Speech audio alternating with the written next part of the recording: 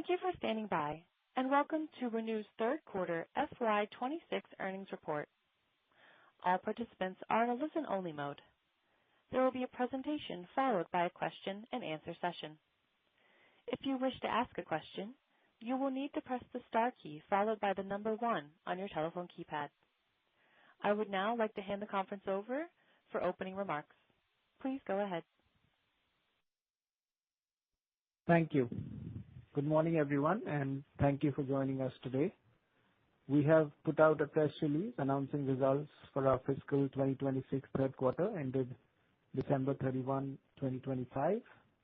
A copy of the press release and the earnings presentation are available on the Investor Relations section of our website at www.renew.com. With me today are Sumant Sinha, our founder, chairman, and CEO, Kailash Vaswani, our CFO, and Vaishali Nigam Sinha, our co-founder and person sustainability. After the prepared remarks, which we expect will take about 30 minutes, we will open the call for questions. Please note that our safe harbor statements are contained within our press release, presentation materials, and materials available on our website. These statements are important and integral to all our remarks. There are risks and uncertainties that could cause our results to differ materially from those expressed or implied by such forward-looking statements. So we encourage you to review the press release and the presentation on our website for a more complete description.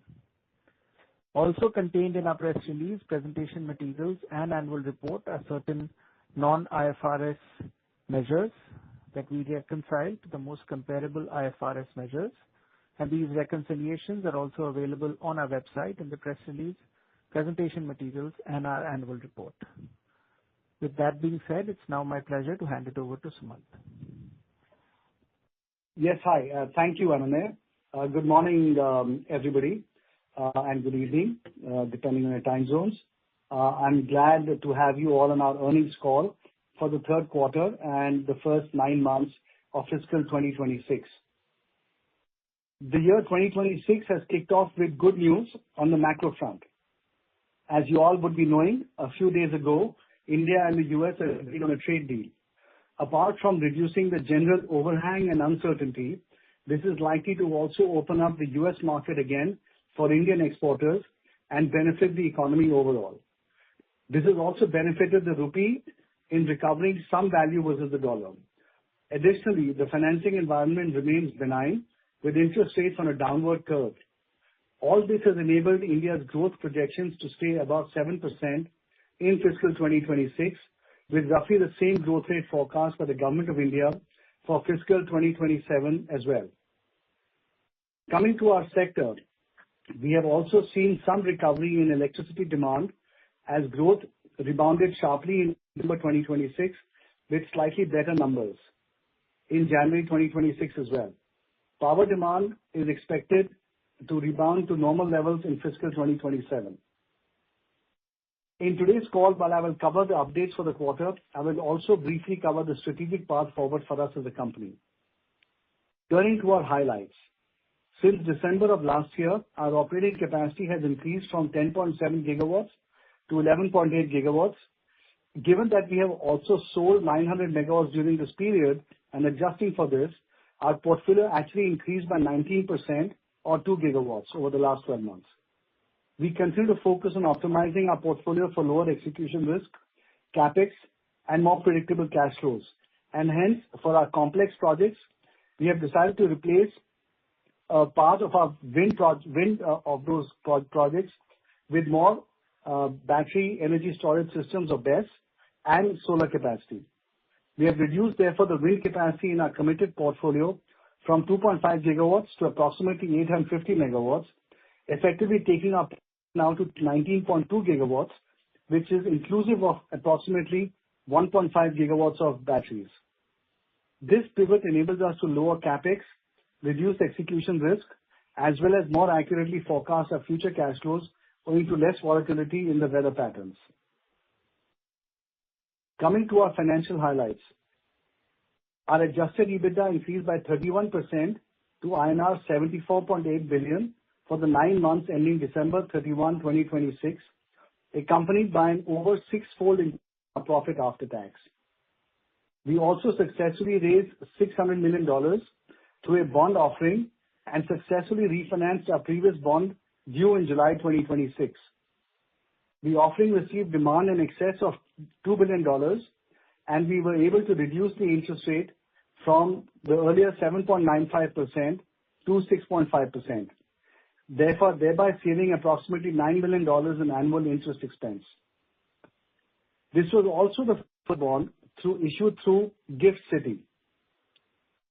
We also continued our capital recycling engine and sold another 300 megawatts of solar assets this quarter.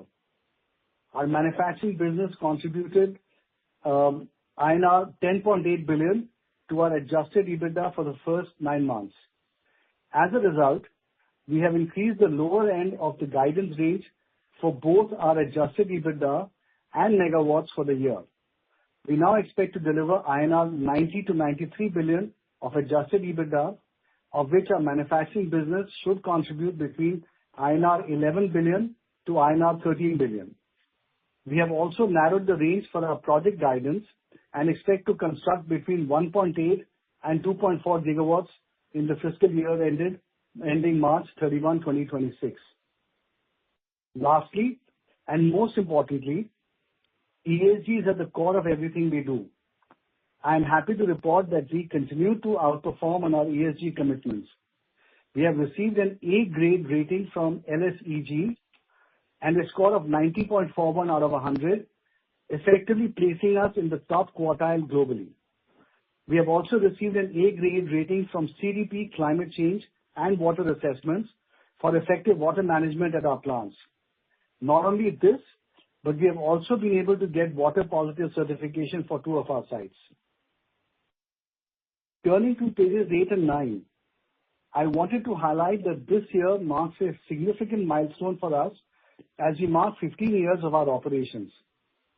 We now have 3 mature businesses comprising a utility-scale IPP business, a CLI business, as well as our manufacturing business. Turning to page 10, it is important to note the crucial strides ReNew has continued to take against the backdrop of a transaction. We have commissioned approximately 1.9 gigawatts, ramped up our manufacturing capacity, and also raised $100 million from BII, British International Investments, to finance the cell expansion of our manufacturing business. Our C&I business is among the market leaders in the segment, and our portfolio has expanded by approximately 30% over the past year through contracts with marquee customers. Leverage also continues to trend downwards meaningfully, and we are already at approximately 5.5 levels for our operating portfolio, which is debt to EBITDA. Moving to page 11, I wanted to spend some time highlighting our key strengths. While everyone knows the size and scale of our portfolio, both in utility scale and C&I, over the years we have developed in-house O&M and EPC capabilities.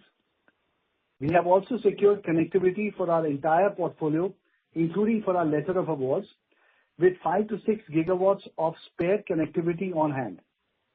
This is an important differentiator as timely connectivity continues to be a key metric in the sector that we operate in. Moving to page 12. It is important to note that we have been consistently growing our EBITDA at approximately 17% per year since our listing. We have managed to do this without issuing any new equity and relying on capital recycling, which has been more attractive for us. On page 14, I would like to add some new elements that will be pivotal for both growth, predictability, and profitability. We have de-risked our project execution and improved predictability of future cash flows by increasing more BESS and solar in our portfolio and reducing the reliance on wind. This will enable faster execution and more predictable revenues, given that we already have a 25-year PPA backing these tariffs. Our capital needs will continue to be fueled by a mix of internal cash generation and capital recycling, enabling us to improve returns. Lastly, and most importantly, We will now have increased focus on balance sheet strength and discipline and will actively look to reduce leverage even further. While we are now delivering profitable results, a focus on leverage and cost optimization should further enhance our returns and cash flows. Turning to page 15, we have provided some run rate numbers based on the current configuration, gross and net of asset sales. We wanted to demonstrate that by selling about 1.6 gigawatts over a period, we can effectively reach a portfolio of 19.2 gigawatts without having to raise external capital, as well as reduce headline leverage, including under construction projects, from the current 6.7x levels to under 5.5. If we are able to do more asset recycling or farm downs, we plan to use that extra capital to get the leverage and corporate debt down even further. Moving to business updates on page 17, we continue to deliver on operating megawatts and now have an operating portfolio of 11.8 gigawatts, an increase of 19%, adjusting for the 900 megawatts of assets during the last 12 months. Our overall portfolio is now 19.2 gigawatts, inclusive of BESS. In the past 9 months, we have commissioned over 600 megawatts of wind projects and over 900 megawatts of solar. Turning to page 18, our manufacturing business continues to perform above expectations and has delivered an adjusted EBITDA of 10.8 billion in the first 9 months of the current fiscal. The business has an external order book of 900 megawatts. Our under construction 4 gigawatt cell facility is progressing well, and we should see it deliver its first cells later this fiscal year, later next fiscal year, actually. Our module facilities are producing over 12 megawatts per day and have produced 3 gigawatts this year till date, while our cell facility is producing over 5.5 megawatts per day and has produced 1.4 gigawatts this year till date. So far this year, we have sold 2.6 plus gigawatts of modules, of which approximately 1.5 gigawatts have been sold externally, with the rest being used as part of our own operations. Turning to page 19, our C&I segment has done exceedingly well and is one of the largest C&I portfolios in the country. We have developed a strong partnership with global tech giants like Amazon, Microsoft, and Google, as well as expanded our customer base across the country. Overall, 50% of our portfolio is with these tech giants. The business is also well placed to tap into upcoming business opportunities such as energy management services and supply of renewable energy to data centers. Now I will hand it over to Kailash to discuss the financial highlights. Kailash, over to you. Thanks, Sumant. Turning to page 21, we continue to deliver consistent profitable growth. Since the same time last year, we have constructed over 1.9 gigawatt of projects, a 19% increase in operating capacity after adjusting for the 900 megawatts sold during the trailing 12 months. This year, so far, we have commissioned 1.6 gigawatt of renewable capacity. Our revenue increased by 48% for the first 9 months of this fiscal compared to last year due to increase in megawatts and a meaningful contribution by the manufacturing business. Our adjusted EBITDA for the third quarter of this fiscal is also up, largely on account of gains from asset sales, scaling up of our manufacturing business, as well as an increase in the operating megawatts. Turning to page 22, our headline leverage continues to decline consistently. We have reduced from 8.2 times in December 2024 to 7x debt EBITDA at present, and at 6.7x once you exclude the contribution from our JV partners, which are equity. On a trailing 12-month basis, the leverage for our operating portfolio was approximately 5.6x. Do note that our trailing 12-month EBITDA is not reflective of the run rate EBITDA for these assets, as many of these assets have less than 1 year of operations. We continue to pursue all options that will decrease our leverage ratio at the consolidated levels, such as asset recycling, cost optimization, and a reduction in our corporate debt. Turning to page 23, which covers details of our financing and asset recycling. Recently, we issued a $600 million bond at a coupon of 6.5%, which replaces the earlier bond, which was at 7.95%. This is the first bond from India's GIFT City, making it a marquee transaction. This issuance received strong investor interest of greater than $2 billion dollars and has also enabled us to save $9 million in interest costs annually, in addition to withholding tax savings.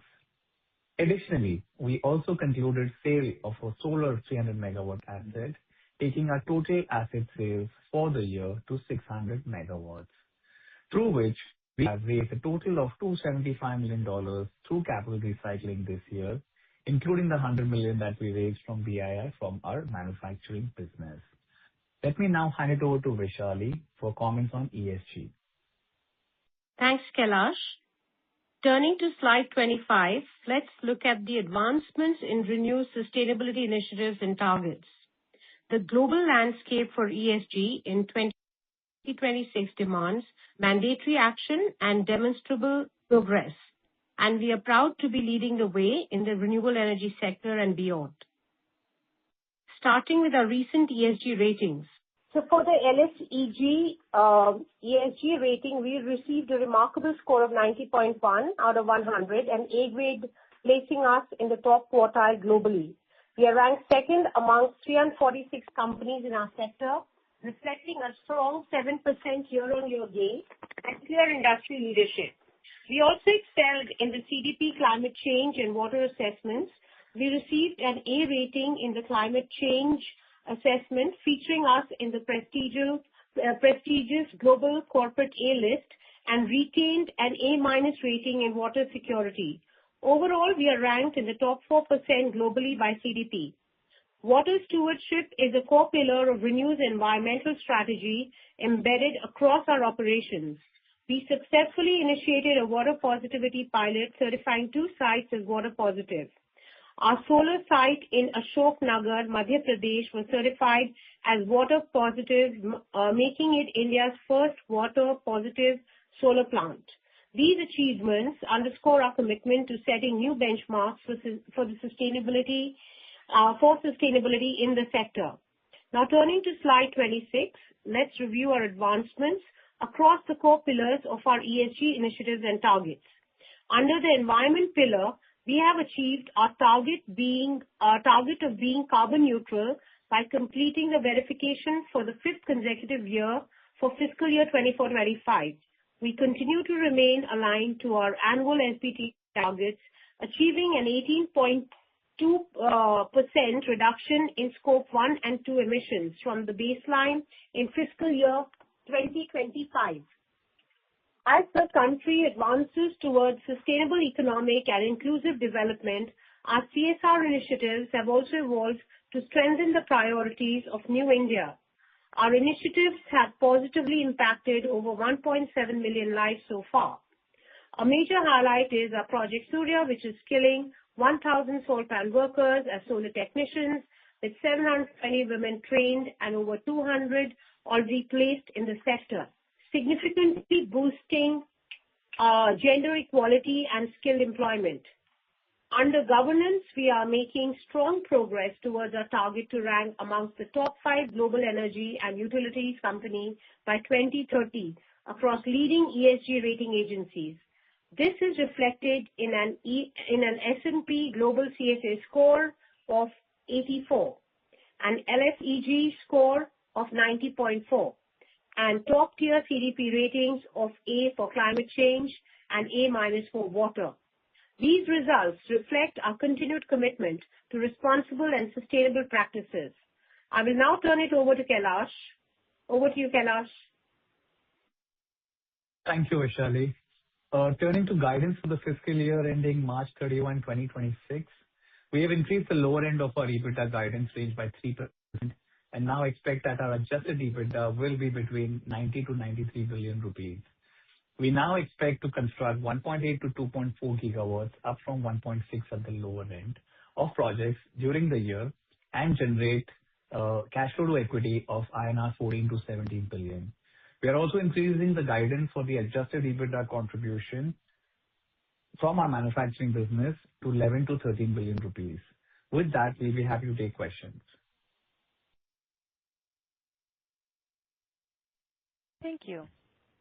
If you wish to ask a question, please press star one on your telephone and wait for your name to be announced. If you wish to cancel your request, please press star two. If you are on a speakerphone, please pick up the handset to ask your question. Your first question comes from Maheep Mandloi with Mizuho. Please go ahead. Hey, thanks for taking the question here. Hey, just one question on the revised strategy, someone that you talked about having more solar and BESS only projects going forward. Could you just talk more in detail about that? What drove that decision, so all the puts and takes there? And on the solar side, you've been manufacturing the modules and cells. Is there any plans to also do something like that on the BESS side as well? Thanks. Yeah. Thank you, Maheep. Yeah, look, so the reason we are basically decreasing the amount of wind in the portfolio is because when we bid out some of these projects, at that time, price levels were for BESS were significantly higher than where they are right now, and also for solar. So in general, with prices of BESS coming down substantially, the ability to firm up power through solar plus BESS has actually improved. And therefore, to get to the right solutions that are desired by the customers, we require essentially less wind from a overall new configuration standpoint. So that is one reason that the amount of wind is decreased. The second thing also is that, as you know, we've had experience in wind where PLFs have been unfortunately lower than expected over the last several years, over the last 5 years. And we don't know exactly when that trend will reverse. It may reverse next year. It may take a little longer. But fundamentally, the variability in wind is a lot higher than it is in the case of solar. And execution also in general, because a lot of the execution in solar is in Rajasthan, where it's easier to get land, and a lot of the execution of wind is in sort of Deccan, central India, which a lot of it is agricultural land. It's usually harder to get. And so therefore, to do a similar amount of capacity is easier in solar than it is in wind. And so for both of those reasons, I'd say all three reasons, which is related to change of price in BESS, change of the issue of wind variability, and the issue of easier execution in solar, we have therefore tried to reduce the amount of wind in our portfolio going forward. And so in the close to about 7 gigawatts of now capacity of PPAs that we have reconfigured those projects as we are allowed to under the terms of the bid, of the various bids. And we are now therefore trying to go for a higher amount of solar plus BESS. There is, of course, still close to a gigawatt of wind, but it's down substantially from 2.5 gigawatts that we had earlier. So those are the reasons. As far as manufacturing BESS is concerned, it's not something that we've actively looked at seriously at this point. And the reasons are actually twofold. One is, or I would even say threefold. One is that there is no restriction at this point on imports of batteries from China or cells from China. And you know that you can import at a much cheaper level than you can manufacture domestically. And so that was one reason. And the second reason was that on the technology front, technology moves a lot faster in the case of batteries. And so it just requires a lot more expertise to be able to get into the understanding of the right cell technologies and so on. And a lot of the cell manufacturing in the country, or in any country for that matter, is really driven by the EV industry. And so that's a market that we obviously would not be targeting for our BESS production. Or a lot of it would have to go into that segment, which is something that we don't understand as well. And so that's why we haven't looked at cell manufacturing so far, or battery cell manufacturing so far. Yeah, I do appreciate that clarity. And then maybe just on the update on the take private or the course in here, like in one of the slides you talked about the path forward here. Is that the strategy going forward, or should we expect more in terms of the path forward or more talks on privatization here? Thanks. So Mahesh, that's not something that we can really comment on, obviously, as you know, because that's a very specific topic. And that, should there be something that requires to be commented on, and, that the company will make an appropriate disclosure at that time. Okay. I'll go back in the queue. Thanks. The next question comes from Nikhil Nigania with Bernstein. Please go ahead. Hi, thank you for taking my question, and good to see the focus on reducing leverage and increasing solar plus BESS instead of wind. My first question was on the industry issues, which are broader, which is transmission project delays and curtailment, both which are outside our control, but are impacting the industry. Are we seeing any directional improvement on those two aspects, or they continue to be a hurdle for us? Yeah, Nikhil, thanks for the question. So you know that obviously these are issues that have got now a lot of visibility because it's impacting the industry as a whole. And therefore there has been a lot of discussion within the ministries, that is MNRE and MOP, on how to deal with this issue. And there's a lot more focus on how to get transmission execution improved.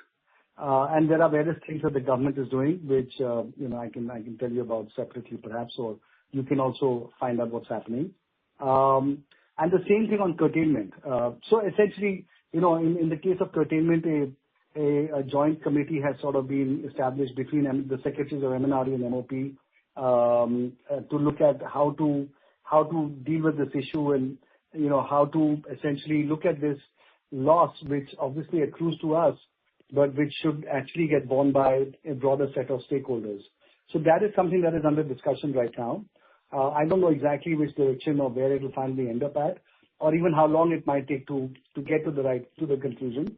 But certainly there is a recognition that this is a loss, that is a systemic loss, and there is no reason for only the developers at the sharp end of the stick to be taking on this loss in our books. So that philosophy is accepted. What is the right way of dealing with this is something that the government is thinking through. And on transmission as well, they're working on a lot of different things to see how they can improve the transmission build-out. Got it. Just to follow up on that, on the curtailment bit, is it fair to assume where we have a GNA and not a TGNA, there we are compensated by the DISCOM in case of curtailment? Yes, that is the case. So, for example, in our situation, of the total loss we've incurred on account of this combined issue, approximately about 30% or 35% we're getting compensated back because we had GNA, a permanent GNA. So when you have a permanent GNA, you basically get paid based on your schedule rather than on the power that you supply. And in the case where you have a TGNA, of course, you have to take the loss on your chin, which is now what the government is trying to figure out, how to socialize that loss a little bit more across all stakeholders. But in the case of GNA, we get compensated. Got it. Appreciate that. And one last question on the manufacturing bit. Good source of cash for us. On the cell manufacturing side, are we seeing any compression in margins, or that continues to hold strong? So far it's held up. There was a temporary lull when, during the monsoons, when inventories tend to build up a little bit and execution slows down. But margins have again picked up a little bit in this current quarter. And it looks like the demand is reasonably okay at this point. Got it. Thank you. Those are my questions. Thank you for answering. As a reminder, if you would like to ask a question, please press star, then 1 to join the question queue. The next question comes from Puneet Gulati. Please go ahead. Thank you so much. My first question is on the change in configuration with more towards BESS and solar. Would it be fair to say that even unadjusted for risk, the IRRs are better than what you could get out of wind?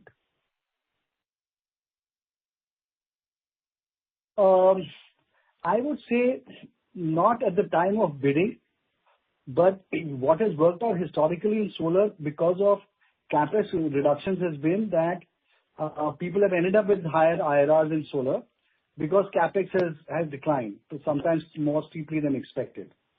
We are seeing a bit of reversal in that right now, as you know, because people have bid very aggressive numbers in recent auctions, and the prices have actually gone up, given what's happening in China and so on.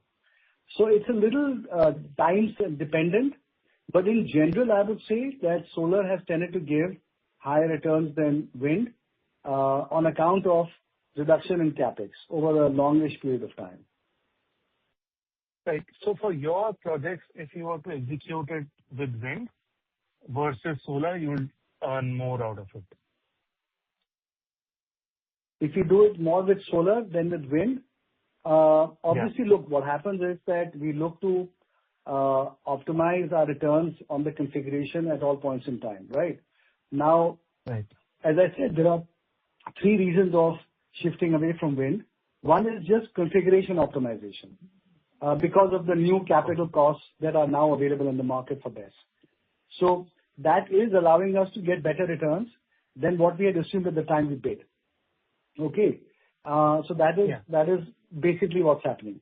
But when you tend to execute wind, the risks are higher, not just on the capital cost side, but and we've seen cost overruns happening in wind more frequently than we've seen happening in solar because of execution problems that I was mentioning.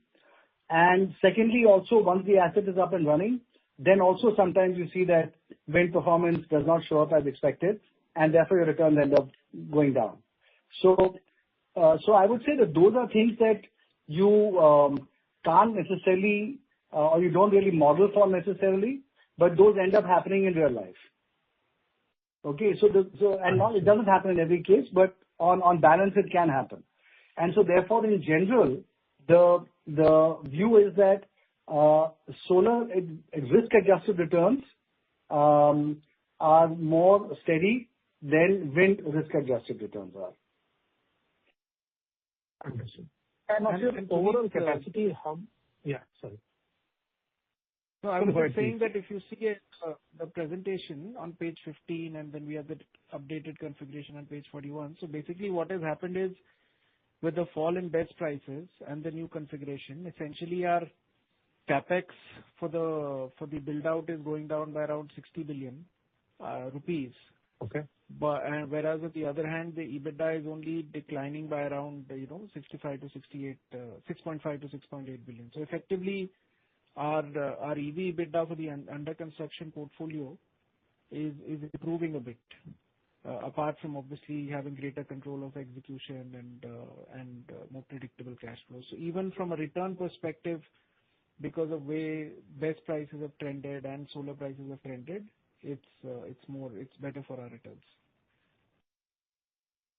Understood. And secondly, in your overall production or capacity, how much would be under TGNA, and what sort of curtailment would you have faced in the current quarter? In the current quarter, see, the TGNA it's not a fixed number. If you just ask for the last quarter, actually, some of our projects actually moved from TGNA to GNA. So I can't give an exact number, but it's probably in the few hundreds of megawatts now. I think it was maybe close to a gigawatt earlier. Now it's perhaps down to 400-500 megawatts because 500 megawatts or thereabouts moved from TGNA to GNA. But as you build new projects, it depends on the substation that you're connecting into. If that substation has not been properly connected at the back end through various other transmission lines to the rest of the national grid, then any project that connects to the substation faces or gets TGNA. And then whenever those back-end transmission lines get built out, then that TGNA converts to GNA. So it could be that a project is on TGNA for a quarter or 2 quarters, and it's some part of the new projects that you're building out. So that is the way it's sort of working. There could be 500, 700 megawatts that are at any given point in time on TGNA. Okay. And on this TGNA capacity for last quarter, how much would you have faced curtailment? Anand, do you have those numbers? Yeah. So Puneet, when we started the last quarter, there was roughly, as Sumant said, close to a gigawatt of capacity on TGNA, out of which about 600 odd megawatts moved to permanent GNA. So currently we're maybe somewhere 400 or a little below that, which is on TGNA. Okay. And by the way, when something's on TGNA, it doesn't mean that it's getting fully curtailed. It just means that there is some degree of curtailment, which could be 10%, 20%, something in that range. Yeah. So that also depends on and that also depends, on the day and the demand and all of those things. Got it. And lastly, you talked about your target leverage ratio at 5.5 for fully constructed portfolio. You're already at 5.6 for your operational portfolio. How much more do you want to bring your leverage down to? Is there really a need to bring down leverage? Once your portfolio is constructed, you should automatically be there, or there is a general need to bring down a large leverage? Kailash? So maybe one thing I'll clarify. One thing I'll clarify, Puneet, sorry, with Kailash before you answer is, Puneet, when we say 5.5x is the headline leverage. So whereas right now it's closer to 6.5, 6.6, the intention would be to bring it down to that levels over time. But yeah, Kailash, please. Yeah, I think, Puneet, mostly that's one clarification. And the other thing is that, overall, feedback that we have received, and, we also believe strongly in that, is that, we need to have more accruals, coming to shareholders than to debt providers. And in that context, obviously, bringing down leverage is the easiest way to do that because, I think cost reduction, we have managed to achieve as much as we can, but I think it's just the headline debt number which takes out the free cash flows to the firm. That's the reason why we would like to bring it down. Understood. 6.7 going down to 5.5 is what one should think about. Any target date in mind or year in mind?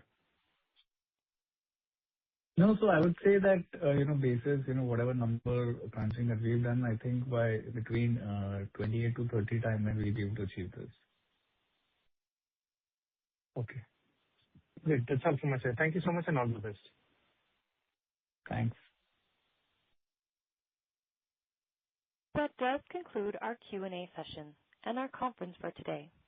Thank you for participating, and you may now disconnect.